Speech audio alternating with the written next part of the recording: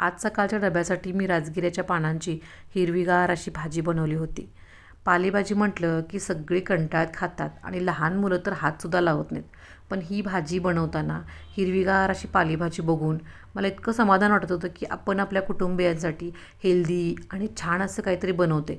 मग ते त्यांना आवडो अगर न आवडो, पण त्यांच्या हेल्थसाठी ते चांगलं आहे ना, तर मी ते नक्कीच बनवते.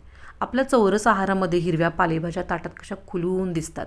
शेपू, मेथी, पालक, लाल माठ अशा पालेभाज्या थंडीच्या दिवसात अगदी मुबलक प्रमाणात आढळतात. मग या सगळ्याचा फायदा मी माझ्या कुटुंबियांना दिल्याशिवाय कसं बरं राहीन? आणि मुख्य म्हणजे आपल्या एखाद्या पदार्थानं जर घरातील वातावरण हेल्दी, आनंदी होणार असेल, तर तो पदार्थ नक्की बनवायचा. आनंद हा असाच वाटून मिळतो आणि तो टिकतो आणि वाढतोसुद्धा. आपल्यापैकी बऱ्याच जणी ह्या विचारांच्या असतील. हे जर खरं असेल तर एक लाईक तो बनता आहे आणि जाता जाता सबस्क्राईब करायचं हं.